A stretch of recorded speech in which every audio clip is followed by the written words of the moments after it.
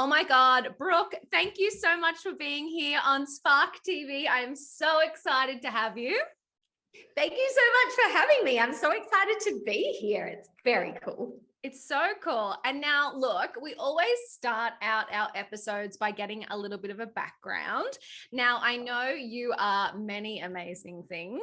You are obviously an Instagram specialist, keynote speaker, but also the founder of, now it's Social Club Community, isn't it? So what I want to know is how you got to this amazing space. Were you always amazing, or was there a career beforehand? Like what sparked, I want to start a business? I was never always amazing. I was a very average receptionist, just doing her thing in her 9 to 5. Not the receptionists are average. I don't mean it like that at all, but I was not doing anything that I thought to be exciting. And I was probably a little bit too comfortable where I was.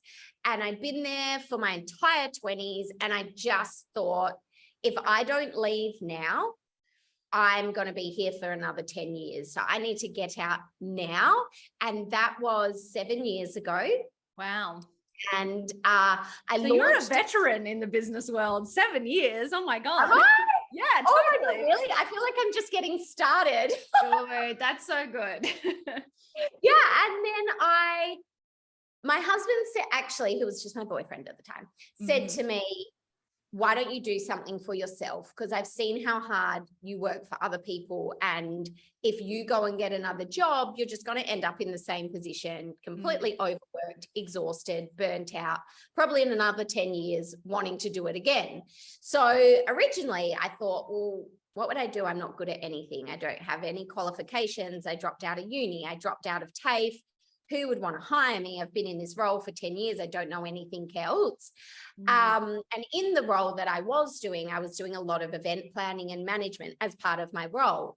Cool. So, and it was something that I also really, really enjoyed. So my husband said to me, why don't you just try that? Why don't you start your own events business? And I was like, can I really? Oh my God. Yes. What do you mean? Like I start my own business? Are you insane? Wow. And I was insane because I did do it. And about 6 months into that business, one of my girlfriends who'd seen me leave my job and start my business said she wanted to do the same. And would I help her? She kind of had an idea and she needed someone who was familiar with marketing, which obviously I was. That was also part of my role in my last job. And I said, sure, I'll help you. So obviously she had a really small budget and I was using Instagram to like get myself known in the events industry and get the events known and sell tickets to the events. I was using Instagram and Facebook. So then I figured, well, it works for a service. I wonder if it could work for a product too.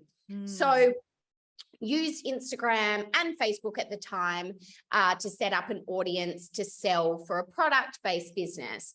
And so I was doing both of those businesses, one service, one product.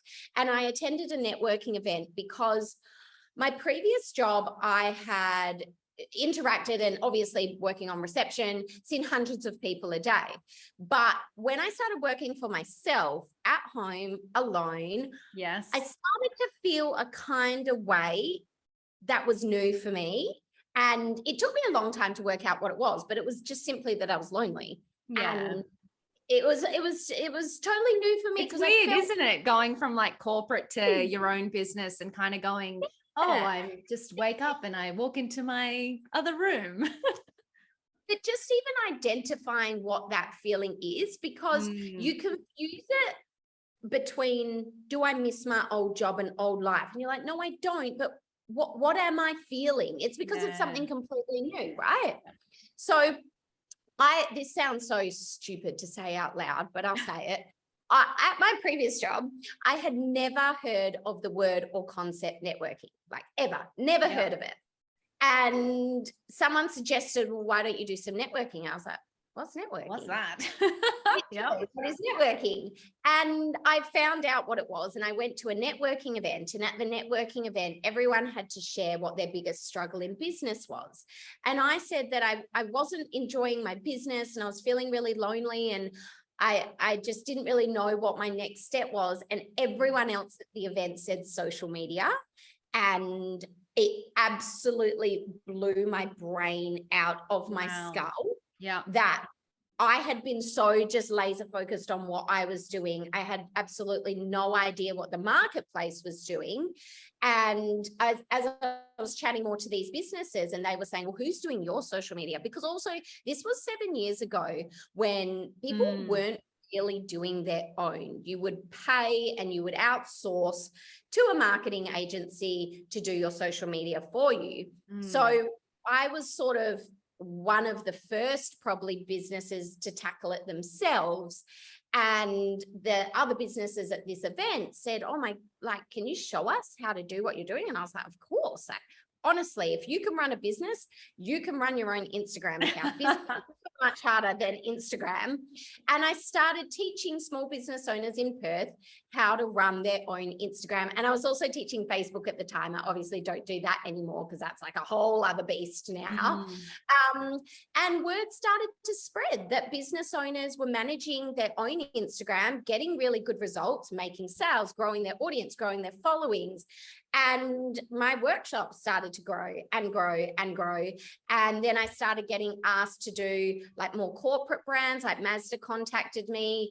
And when Mazda contacted me, I actually, imposter syndrome alert, thought the email was spam and I just deleted it. What? I know, isn't that wild? God. Yeah, that's wild. Just little old me at home. How could I, like, this is Mazda. They're a massive international brand.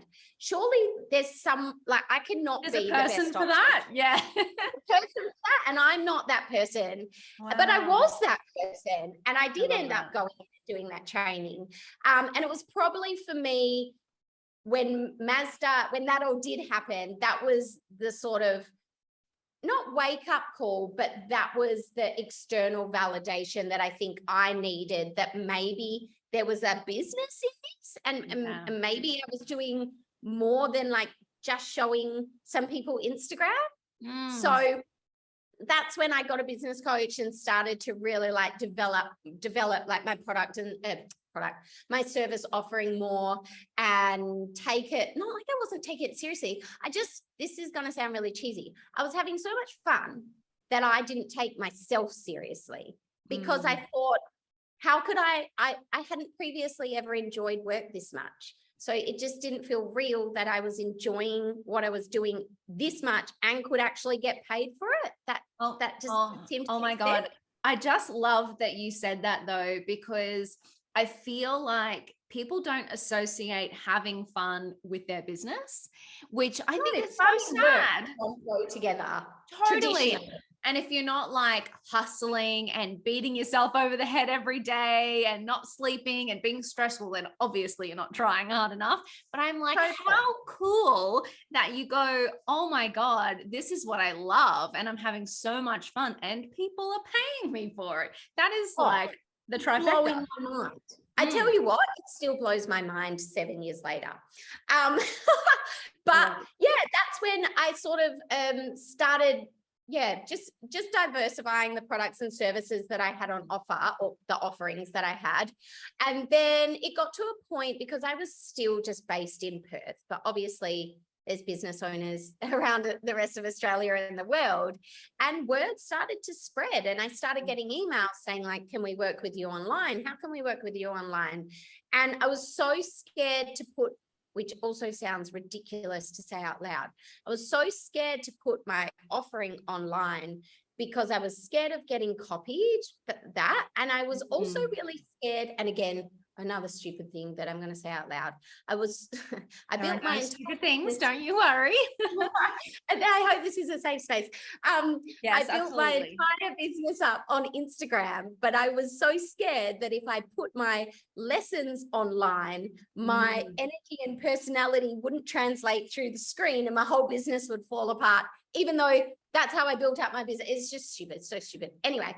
But isn't it funny, the things that you say to yourself? Like, isn't that crazy? Like, 90% of the time we are holding ourselves back. It has nothing to do with our products, our services, our skills. It is just that little thing that we say to ourselves and limit ourselves. So I'm so glad. I'm so glad that it happened so that you can live to tell the tale of how amazing you can be if you just give yourself a chance. Oh, just give yourself a chance. I tell you what, I don't know if I'd do it now. I'd be too scared. I'm too like old and scared of things now. But that was back in my 20s when I was like young and fun and fresh. You are still young and fun and fresh. I'm feeling the vibes through Zoom. Don't you worry. Thank you. Thank you. So a mixture of putting my services online, and also I was trying to build up my email list, and I was sending out fortnightly tips via my email list. And I had business owners contact me saying, these tips are awesome. We look forward to these emails. They're really working. Is there some way we can pay you to receive more emails like this? Oh, that's cool. It was so cool. Yeah. And that's when sort of both ideas meshed together. And I was also at a point where Instagram was changing really quickly. So business owners would come and they'd do my set 3-hour workshop. Then they'd leave, an Instagram update would hit, and they would contact me and say, well, should we come and redo the workshop? And I was like, well, that's kind of a waste of your time and a waste of your money, because you don't need to sit through the 3-hour workshop again. So all of these things were happening. And that's basically how the social club was born. There was a need to stay in contact with business owners regularly, to constantly keep them updated with not only the updates that were hitting, but any changes coming to the app. And then also really how to implement it in their business. I've always been very big on implementation, because I don't see the point of going and sitting. This is probably why I dropped out of uni and TAFE. I don't see the point of going and sitting through a lecture. Like, don't lecture me, show me how to do it, let me do it, and that's how I'll understand. So that's what my business is really big on, always giving my social club members activities they can implement, because you're not going to get results if you don't implement the activities. And if you don't know the activities to do, you're not going to do them. So, and that's, I think, why it's so valuable to, like, look, there is so much free information online, right? You can read the blogs, watch the videos, but actually working with someone who says, okay, I get it. This is all the info, but this is how you apply it to your business. I think that's where the magic happens. I think so too. And I think we are living in a time of, like you said it perfectly, just absolute information overload and overwhelm, that business owners want simplicity. And what the social club does is it only gives you one thing to do a week. So that's your one thing that you need to do that week. When you tick it off, it's done. And then you know you're being active on the platform. You're posting something that's going to get results. And it just makes a part of business a little bit simpler. So I'm really proud of the social club.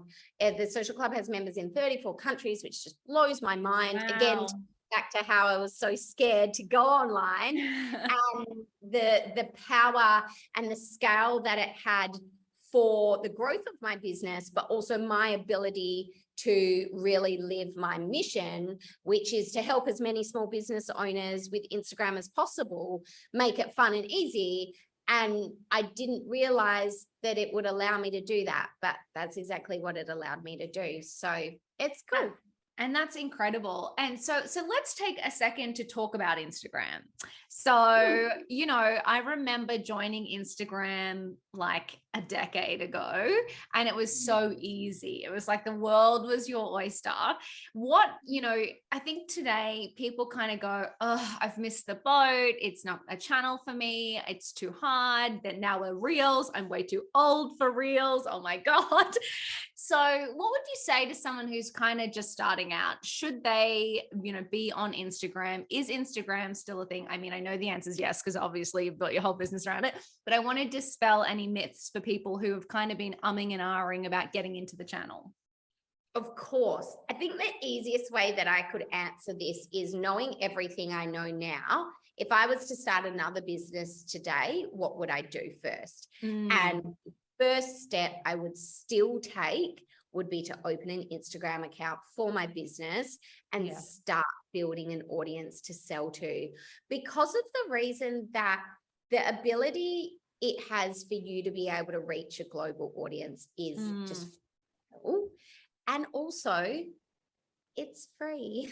Yes. Oh my God. Which Not is like anything a business owner's are. dream. Literally, it's free and you can access it 24/7, reach your clients, get your messaging out there, allow the world to know you exist, even if you're sitting at your kitchen table in a 1-bedroom apartment, like I was when I started my business, and I actually still am now. I'm just on the other side of the world, but it's free. So you are not too late. Yes, it's evolved and it's adapted and it's changed. But honestly, I have been teaching this now, again, for almost 7 years. And I've always broken Instagram down into 4 key areas: your content, your timing, your hashtags, and your engagement. And those 4 key areas have not changed. Really, the only thing that has changed is the way you can deliver the content. That's it. Yeah. But the strategy for the strategy side for how you grow a business and sell on Instagram, it's actually really, really simple.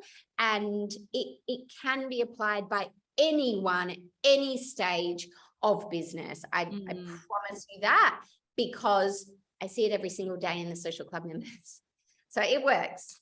Yeah. And I love that so much. Look, I totally agree with you. Every time I have a new business idea, I start an Instagram page. I have maxed out the number of Instagram logins you're allowed to have, because I, again, believe in it. And I do love it that literally if you're posting really valuable content, you just grow followers. People do just find you. And I have just met the most phenomenal people on Instagram who I have no idea how they found me, where they came from. So, and like you said, and it's completely free to do that. So that is incredible. So obviously you built your business on Instagram and teaching people Instagram as well. Beyond that, how did you find just growing a business? So a lot of our listeners are female founders who are in the early stages of their business. And I obviously know Instagram was a huge part of things for you. But how did you get started? So how did you kind of go, I guess, taking the leap, not just from having the idea, but actually kind of going, you know what, this is a real business. I'm really going to need to put some structure around this. Was there something that you kind of, an aha moment for you, and what did you do to kind of, I guess, legitimize being in business? Because I know you kind of said you're having so much fun, you're doing all that stuff. I'd love to know if there was kind of a few things you did in the early days to kind of really cement your space in the industry. Yes. Well, remember how I talked about how I never knew about networking? I then became addicted to networking, because I felt like I know that what I can teach is going to help people. So the more people I can get in front of, the more I can share my story and show how I could help them, and the more impact it's going to have. So getting out from behind your computer screen and your phone screen. It's so scary though, isn't it? I know. It's going to, everything that you can do in person is going to catapult anything that you do online. And it's a huge, obviously, yes, I've used Instagram, but the amount of in-person events I attended and networking I attended, which I know over the past couple of years has been really hard. I totally get that. But now that things are ramping up again, honestly, it's the best thing that you can do for your business is join networking groups, join female founder groups. I mean, they obviously don't have to be female, but there's so many incredible business communities and networks out there, and they really are worth their weight in gold. So that's something that I did. And really, I still do. Well, I'm on the other side of the world now, but when I was back up home, I did. Now I run my own events, which is also very cool, because I feel like I'm now in a position where it's up to me to pay it forward and give back to the small business community.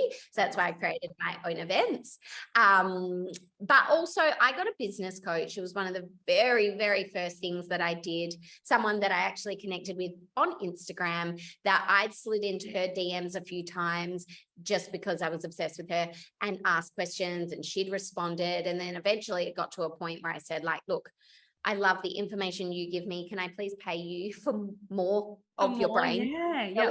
Yeah. And I started working with a business coach, and I always have worked with some, obviously over the 7 years, my needs as a business owner have changed. So I've worked with various coaches depending on, like, right now I'm working with a retention coach because my membership is obviously very large. Well, it's not, there's obviously much bigger memberships than mine. But retention was something that I really wanted to focus on this year, keeping customers in.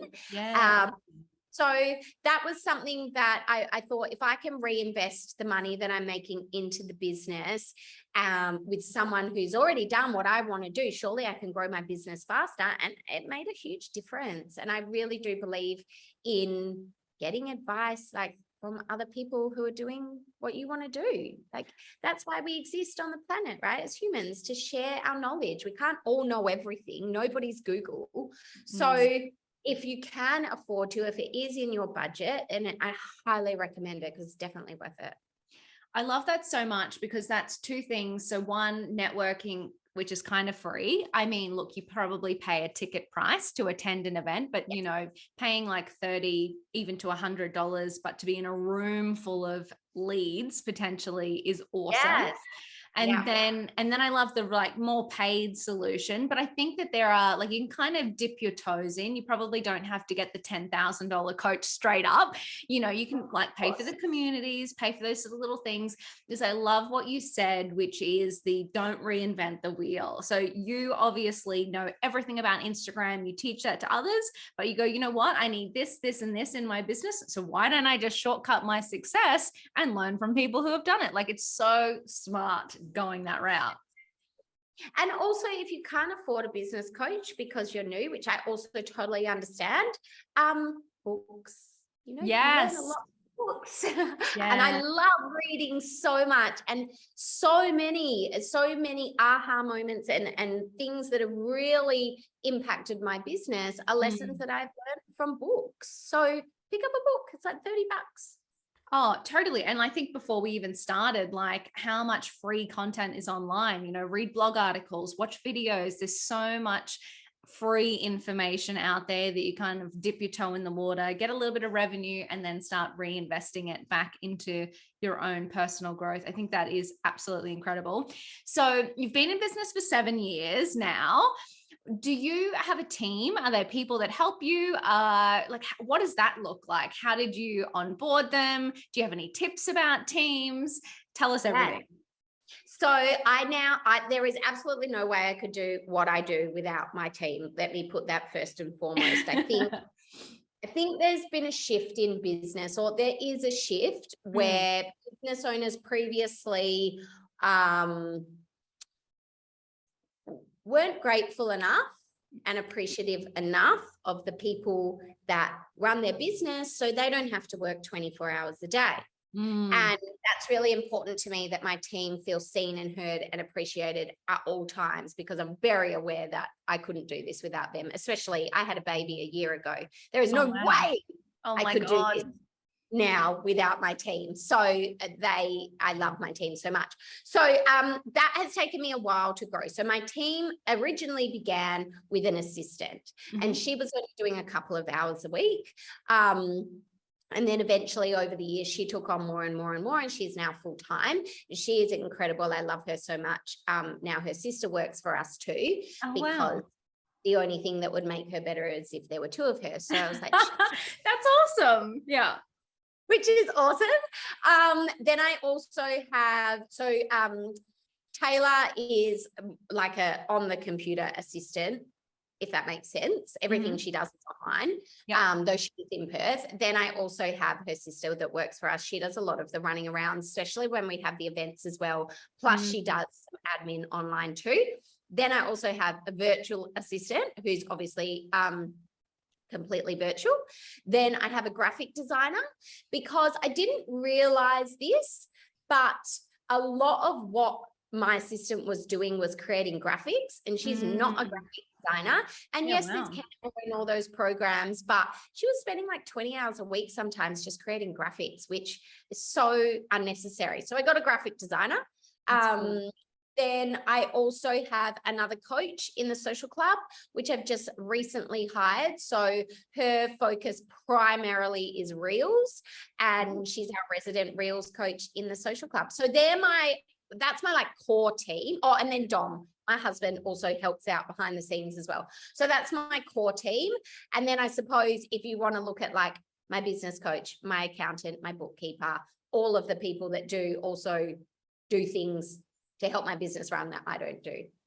But I love that you said that though, because I think sometimes we think about, oh my God, I need help. I need a finance person. I need this, I need that. And you go, well, that's a full-time employee. But it's like, well, no, you only need, 10 hours a week or 10 hours a month or whatever it might be. So getting expert help in really niche areas doesn't have to look like hiring full-time staff. Absolutely not. Absolutely not. That was definitely something that I had no idea about again when I started my business, that even like with virtual assistants, you can pre-purchase like 4 hours a week. Yeah.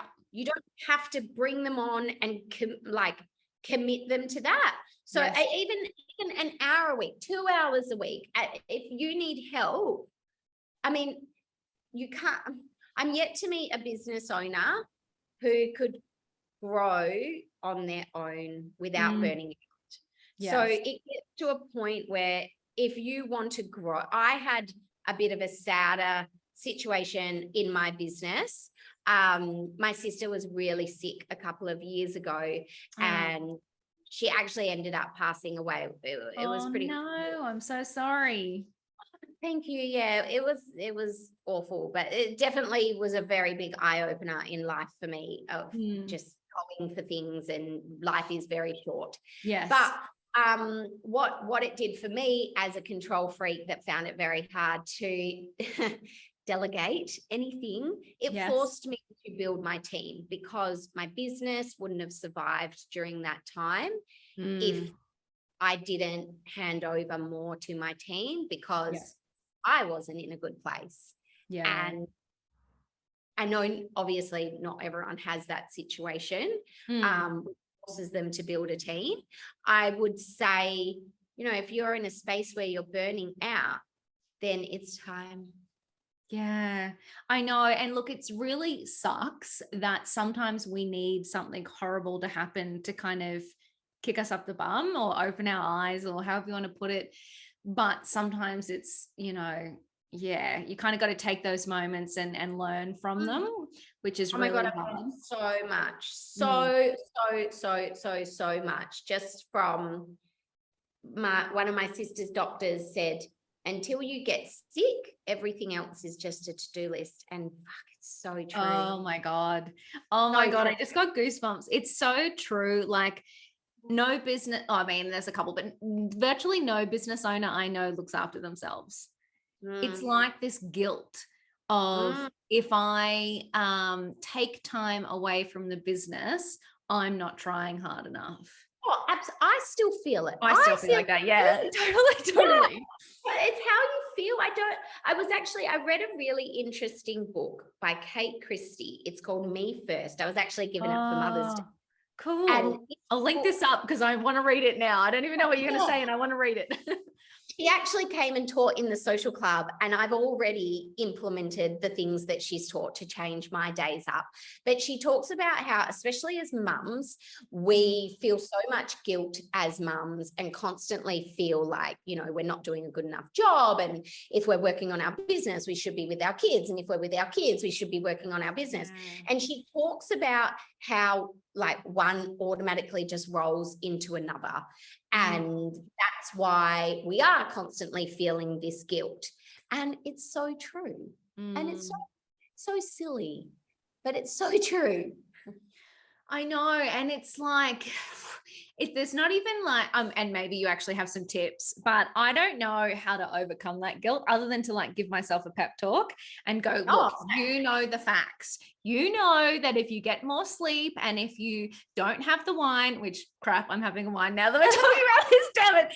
But you don't, you have one wine, or if you don't exercise or you don't have a salad for dinner or whatever, that you're not going to be on your game tomorrow. You're not going to feel up to, taking on the world and building a giant business. So don't do it. But you get there, you're sitting on your laptop, and I just one more email, I've got to answer to everybody. Otherwise, my business is going to die. It's so stupid. Yes, we've all been that girl. Tips. What tips do I have? Business is it forever. It's a long game. So the thing can wait till tomorrow most of the time. Yes. Like if your website is down, you can't make sales, maybe that can't wait till tomorrow. Sure. But 9 times out of 10, it can wait till tomorrow. And for me, the wake up call was being in hospital a lot of the time and seeing these people that were sick. They would take 10 minutes of your worst day in business to just not be sick for 10 minutes. And think about it like that. It is it's a massive, massive reality check. Yeah. Massive. I know. And that's it. Like sometimes you kind of have to say to yourself, you know what? I'm not saving lives here. My business is great and fantastic and adding value, but you know what? You're right. It will wait till tomorrow. I can get some rest. Yeah. And I think a huge mistake most business owners make is you get so caught up in what you're doing that you actually turn your business into a job that you hate. Yes. And you don't know how to pull out of it. And I'm guilty of this. I've done it many, many times. But then there's so much on the line. And like for me, I have staff now. I have thousands of clients. I can't just disappear for a day. Well, yeah, I couldn't. And it makes it really hard to get out. But that's when you do need to look yourself in the mirror and just say, well, shut it down. Totally. It's your business. Shut it down. You started it. You shut it down. And then you get that little voice inside that's like, no, but I don't want to shut it down. I don't want to. Yeah. And then you need to find a way to, like, ultimately, most people start a business because they want freedom and flexibility, and they end up finding themselves in this place where they have no freedom and they have no flexibility. Yes. But the only person that got them into that place was them. And the only person that's going to get them out of that place is them. So it's almost like you have to do a business health check every 6 months. Is my business giving me the freedom and flexibility that I originally started this business for? And if it's not, what do I need to do to change that? No, you might not be able to change it tomorrow. You might not be able to change it in a week, in a month, but start putting the plan in place to change it in 6 months, to change it in a year. Dom and I had this joke about moving to Croatia 12 months ago. We made the joke. Because we're building in Perth, the build time has blown out astronomically. And basically, we found ourselves in a situation where we didn't really have anywhere to live. We have a semi-built house, as you can probably see in Croatia. So it's actually my husband's dad's house.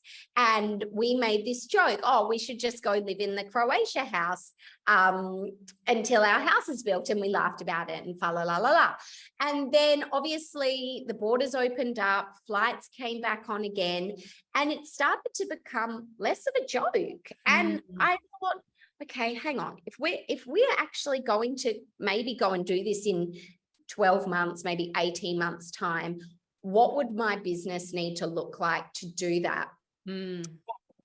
I actually created a new service that would allow me to work from anywhere at any time. So it was not reliant on time zones or me being in or anything like that, which is I now also offer Instagram audits as well as the social club.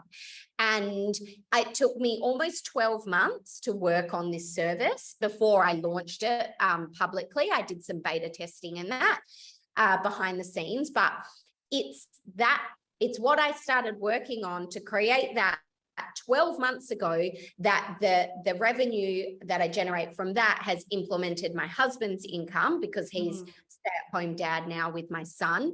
That has allowed us to actually do the crazy thing and be here. And it was just a choice that had to be made, and then a plan that had to be made, and then a plan that had to be executed, that now my business actually is working around my life rather than 12 months ago where I felt like it wasn't and it couldn't.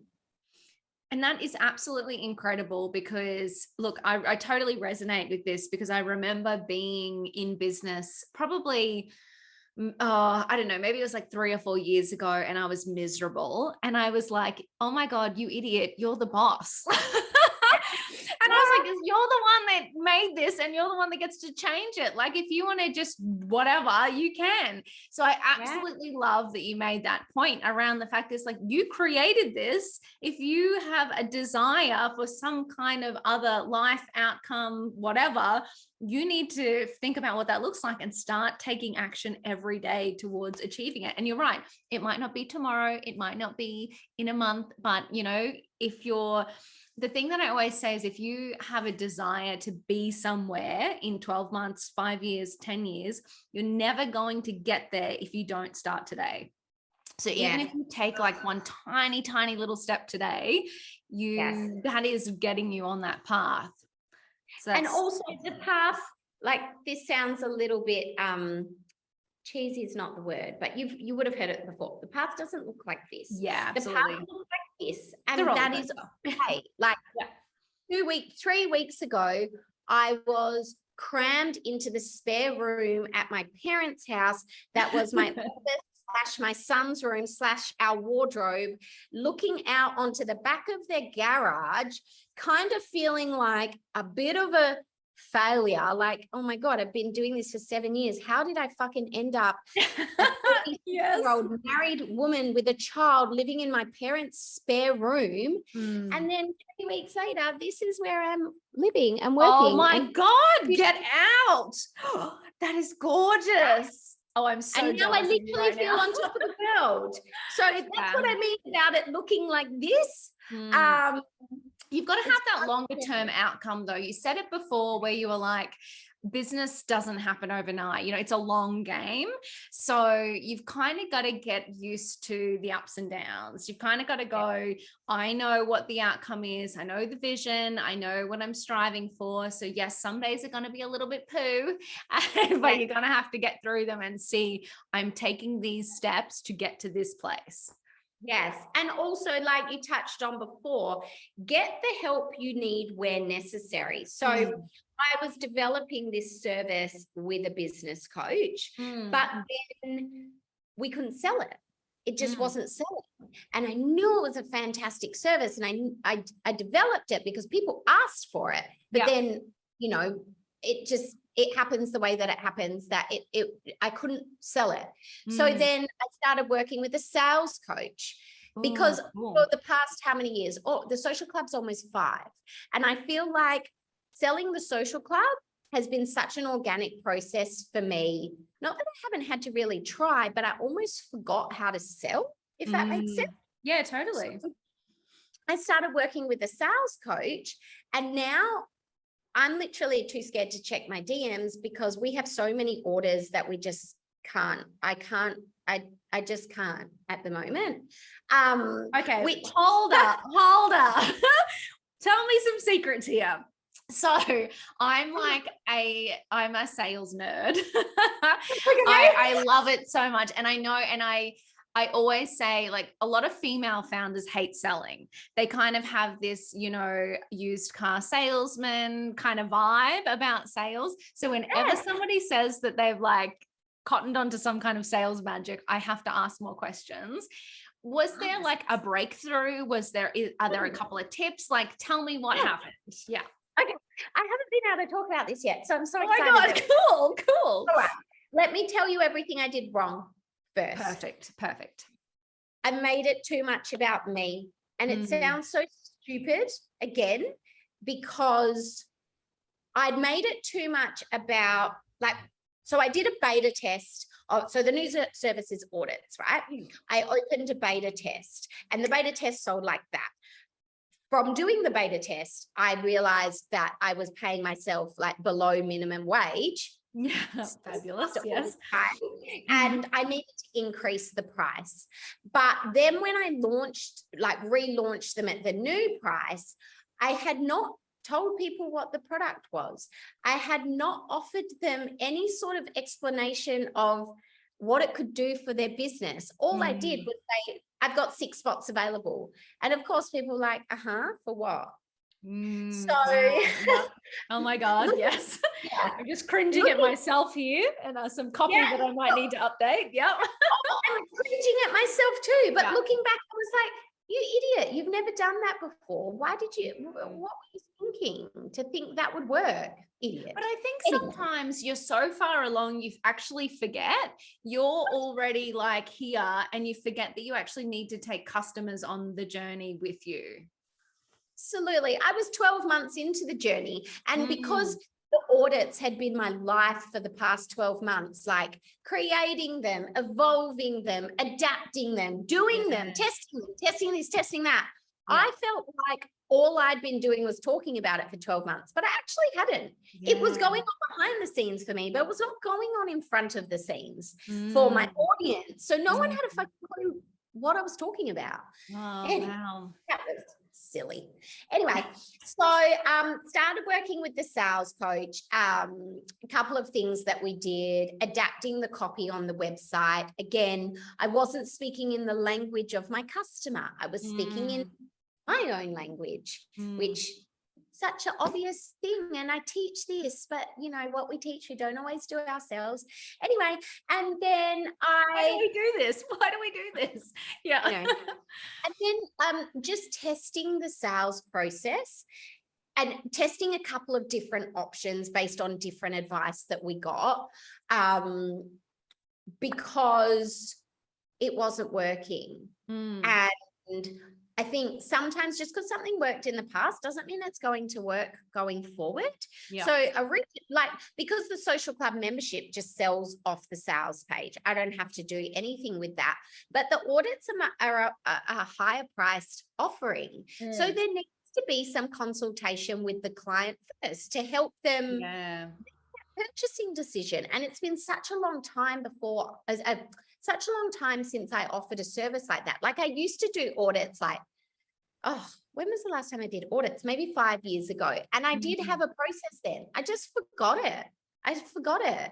And so once we started implementing this process, oh my God, boom, the orders are just coming in hot and heavy to a point that, again, now I'm like, oh crap, I need to double my prices again so people will stop buying it. Oh my God, just not that, but just also like, okay, this is what people wanted. Yeah. Because people ask for something, you do it, but then they don't buy. And then you're like, oh my God, did I just waste 12 months of my life?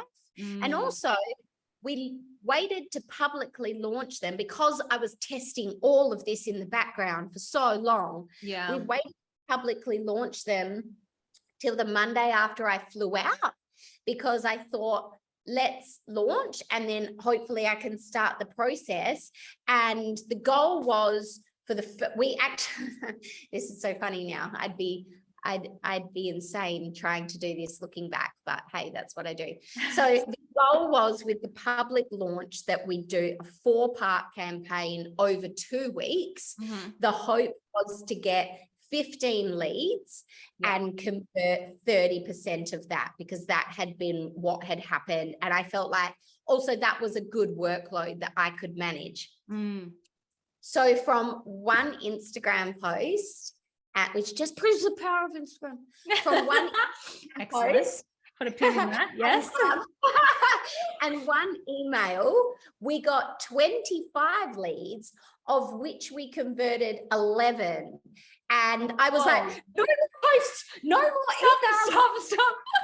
Literally, I was like, oh my God, that's our next 3 months. I can't take on more work than that. Wow. So it proves that when you get it right, you can get it. Like if you believe in your product and service and you know that it solves a problem that people are having, it's just your sales process that needs some work. Yes. So work with an expert, or if you don't have if you can't afford to work with an expert, again, there's just test.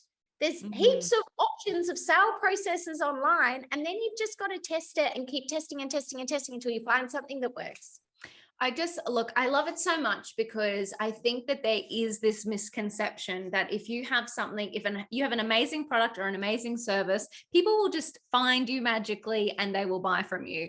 But you could not be more correct. You have to communicate it effectively. You have to actually reach the right customers, and then you have to test it. Like literally, like I'm 10 years in and I'm still changing our unique selling proposition. I'm still changing our email outreach. I'm still changing the channels at which I reach our ideal customer. Like it just keeps evolving, it keeps changing. We just keep getting better and better and better and trying new things, because you're right, like sometimes the things that worked in the past don't work in the future. Like we've had a new social platform launch like every 2 years since I started in social media. It's been crazy. So you've got to keep up with your market and understanding what works and what doesn't work.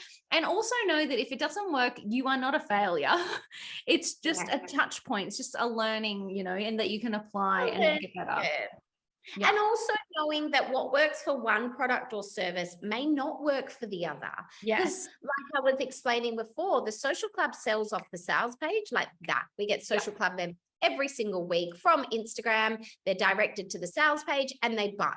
But it doesn't work for the audits. I think out of all the ones that we've done from initial testing to now, I think we've done about 30 in total.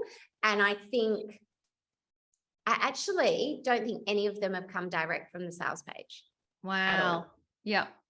So maybe I hope that they will, obviously, going forward. Yeah. But that just wasn't the sales process for this service. Yeah. And that's fine.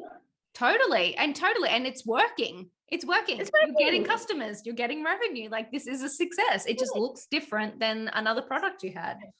Yeah. Oh my God. It's been a huge learning curve for me, because also it was getting closer and closer to our fly out day. And it was making me really anxious and nervous. Like, holy shit, my entire sort of plan has been built around this working and it's not working. Like, are we going to get over there and everything's going to fall to shit? And I'm going to be super stressed and just want to go home and it's going to be miserable, but it all worked. And finally, 12 months finally came together. And I just feel like life is so good now. So good. So I'm so happy, and Carlo's happy, my son, and my husband's happy, spending more time with Carlo. I'm loving that I get to work every day, because before I only had help 2 days a week, sometimes 3. And I was so stressed in those days because I felt like I was constantly like behind, trying to catch up with everything and just getting through everything. And even my team said to me, they were like, that was funny. They said the other day, you seem like your pre-pregnancy self. You seem like really happy. I had a really hard pregnancy. And I was really sick, and it was not my time. Oh, wow. I was like, oh, you guys have no idea like what a compliment that is to me.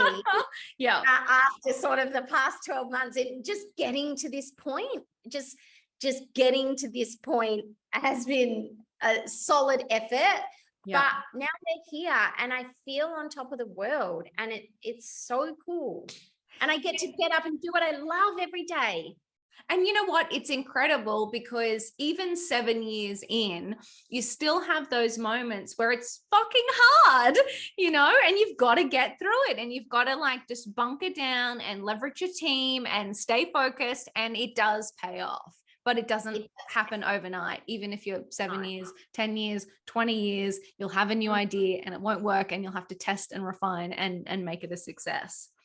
And I think you do, like, there is and I've always believed in this as one of my values in business, is to stop and reflect and celebrate the wins, celebrate when things happen, because especially over the last 3 years, the last 3 years have been horrible for everyone. I almost my business during COVID. I lost my sister. My husband got stuck working in Karratha, actually, just oh my God, where you are, and he couldn't get back to Perth, and it was not a good time. And then I got so focused on building up back up again, that I don't know, it sort of links to the concept of success and what success looks like for some people and what success looks like for others. Like, I'm living kind of in a garage at the moment, but in the what I think is the most beautiful place on earth, and could not feel more on top of the world. But I sent a picture of where I'm working to somebody, and they replied saying, "Oh, it looks very basic. Are you okay?"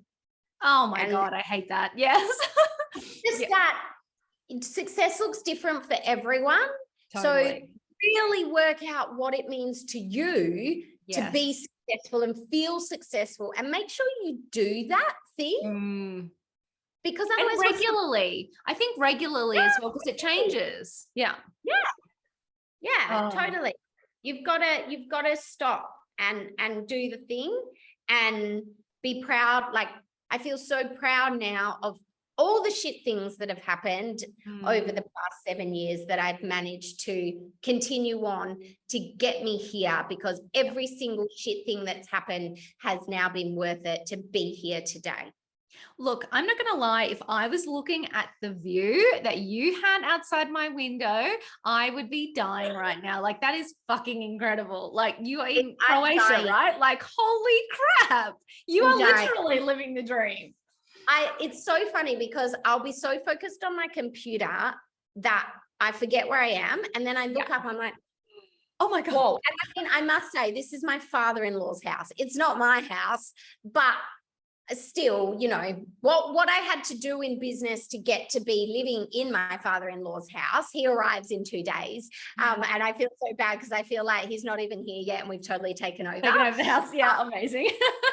Oh, well, it's actually, Dom and I make a joke about how it's actually Carlo's house, my son.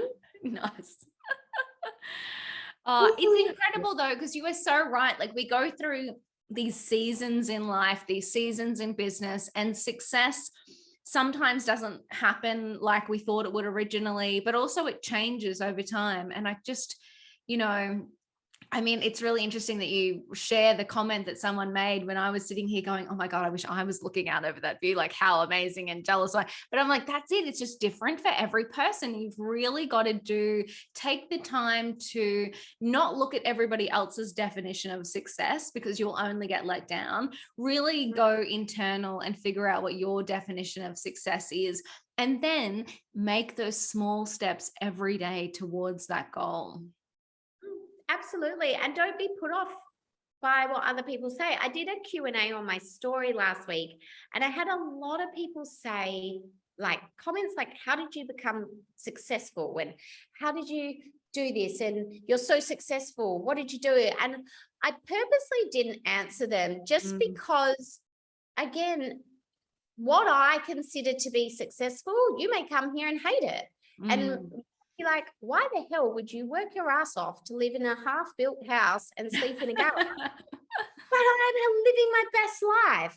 Yeah. So again, like you said, the importance of figuring out what success means to you and ensuring that you create a business or adapt your business, work towards that, and really sit down, you know, with your family, with your partner, or if you're single, with yourself, and figure it out, because you have to work towards something to then feel like successful when you get there. Like I said, 3 weeks ago, I was sitting squished in the spare room at my parents' house, and I felt like a failure. And from the outside looking in, there's people telling me constantly, you know, how great my business was and how this was, and I felt like shit, and I didn't feel successful at all. And now sitting here today, I'm like, oh, I did this. All fallen into place. All fallen into place. So yeah, it's interesting. I was so excited to do this interview as well, because it's the first one I've done actually since I've been here. So I've been listening to sort of the podcasts that I've done. There's about 4 that have come out since I've got here, and I'm talking about the concept of getting here. Yes. And now I'm here and it's happening, and it's just wild. Can't believe it. No, and look, I am so honored that you have shared your time with us today, because I'm just like, I love this podcast because I get to talk to amazing people. So it motivates me in business every day. And I just everything that you have said in terms of, just aligns to my values in terms of, testing and optimizing and defining success on your own terms. And I'm just blown away by what you have built and the value that you add through your different products and your business. You are incredible. So thank you so much for spending your time with us.